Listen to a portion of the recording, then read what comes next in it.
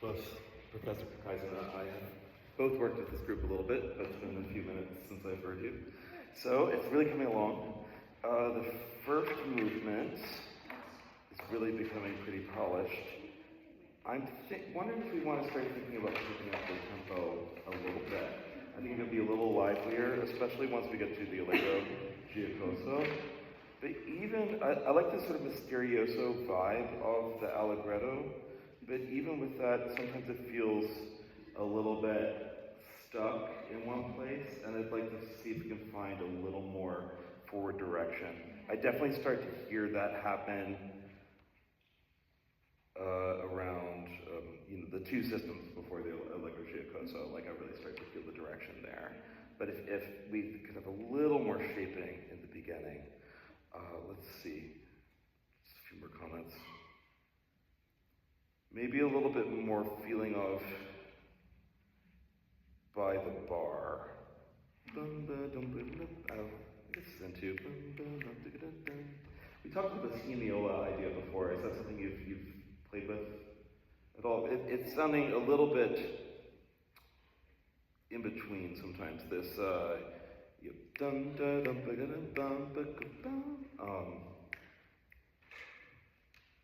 like it's not sure if it wants to be in 2 or in 3 on those bars. If it's yum ba ba bum or if it's bum ba ba bum. And I think that could be something we'd play with a little more, especially on the bars where everyone has that rhythm together. That we're really doing it the same way. Let's see. The sol ponticello, I really would like to hear more. Sorry, we're standing in the wrong orientation for that now. It's okay. Maybe we'll come back to the first movement because we haven't looked at the second. I'm going to make quick comments on the first. We'll play some of the second, and then maybe we'll go back to the first. So stay where you are for now. I'm hearing much more of the fundamental pitch than I am upper harmonics, and I think ideally we should hear a balance of both some fundamental pitch, but a lot of this like upper partials, especially in a space like this, so you can kind of hear that sound really float. It might sound abrasive under your ear, but I promise that it won't out here. It will just become this really kind of like ethereal color. Cool. I think that's it for now for the first movement. Maybe we'll come back to it. Second movement. Really beautiful. This is the first time I've heard you guys play this. There's definitely some intonation things we could look at. I don't want to get stuck on that because I know that I tend to do that.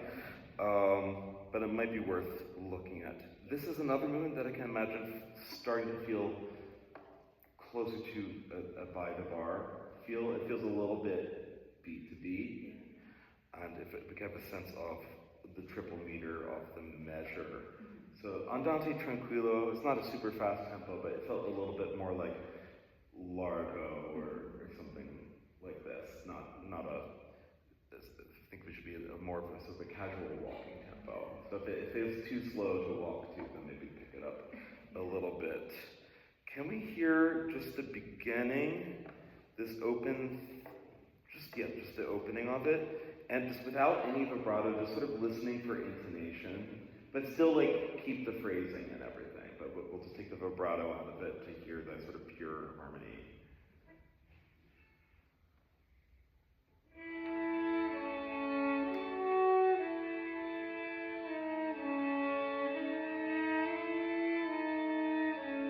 Yeah, Annabelle, do you hear that? Like, especially the perfect intervals, like the E is sitting a little bit high compared to where the A is.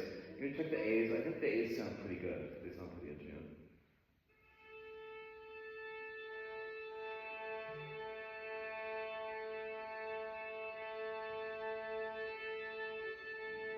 We check our A string, just make sure those are matching. Let's just tune up a little bit for a second, because it'll make it easier.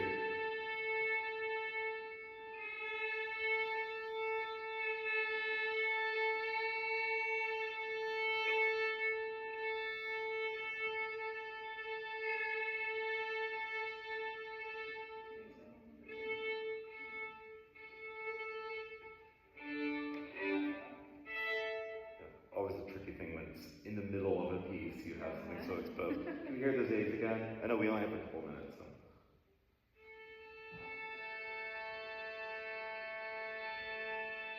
Okay, there's our pedal. Can we hear the same melody again?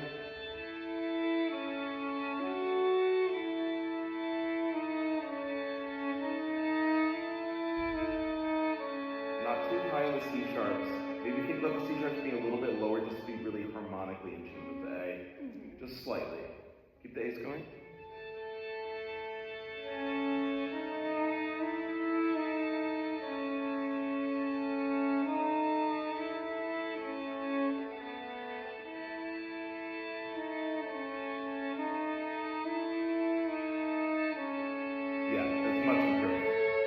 And then I really love the like the color and the energy and like the G string sound you had. That was all really beautiful. So you put that back in with the intonation, it's gonna sound great. Can we just real quick try that with, isn't it in fourths somewhere? Where's that? Isn't it in parallel fourths? Or is that in the first movement? Is that it? Oh, that's, huh? Is that at rehearsal two? Rehearsal 2. Yes, there it is. Yeah, so can we try the same thing again? And now you have to throw perfect fourths, perfect parallel fourths into the mix. So still non-vibrato, but really honing in on the intonation. So now I think, Annabelle, you really have to take your intonation cues from Maddie. Yeah. So let's try that together at 2.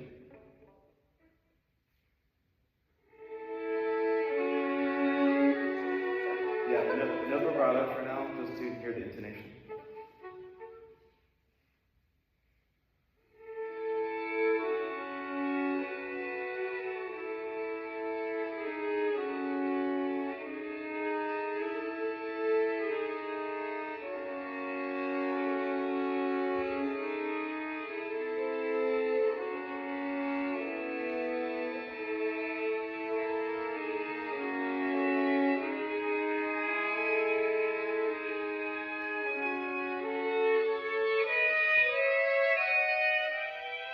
And then this is one of those harmonic moments where you turn a corner, right? That could be a really special color, something kind of unexpected.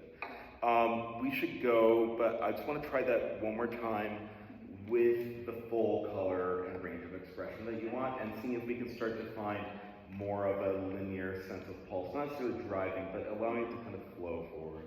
With vibrato. Yeah, with vibrato, as you would perform it.